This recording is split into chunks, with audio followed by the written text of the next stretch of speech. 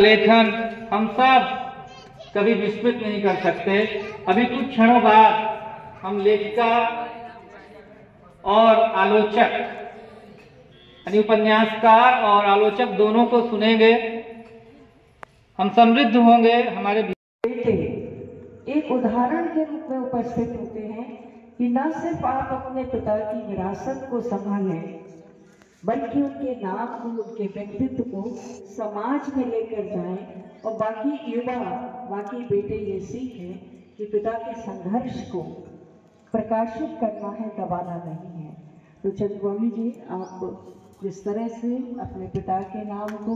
सारी दुनिया में, आपकी पत्नी, आपका परिवार,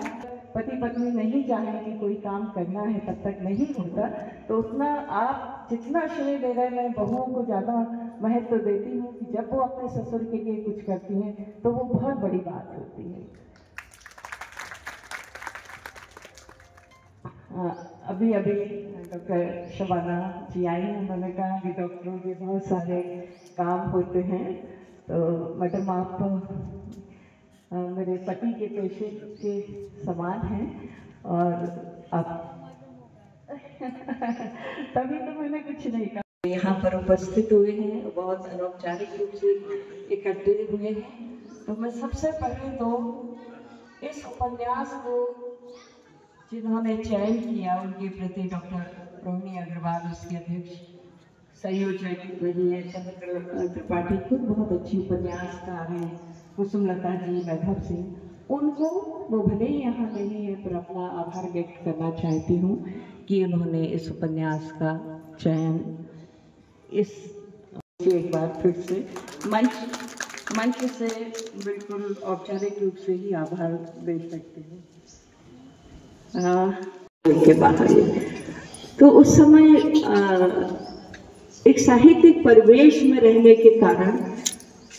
पढ़ाई के प्रति एक जो जुनून रहता था, बच्चों की पत्रिकाओं से लेकर घर में जैसे आमतौर पर रहते हैं, रामायण रहती, महाभारत रहता है, रामचरितमानस रहता है, राष्ट्रकवि गुप्त जी हैं, ओशो हैं, दुनिया भर की किताबें, देशी विदेशी किताबों के बीच मेरी साहित्यिक परवरिश हुई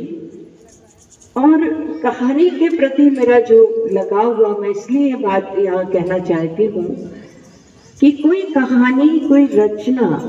किसी पाठक के भीतर, किसी बच्चे के मन में कितना गहरा प्रभाव डालती है कि उसे एक लेखक बनने की यात्रा में अपना महत्वपूर्ण योगदान देती है। मुझे दो कहानियों ने, एक तो रविन्द्रनाथ टैगोर की काबुलीवाला, आप में से बहुत लोगों ने पढ़ी होगी, सुनी होगी, मुन्नी जिसकी पात्र है, और दूसरी सुदर्शन की हार की जीत।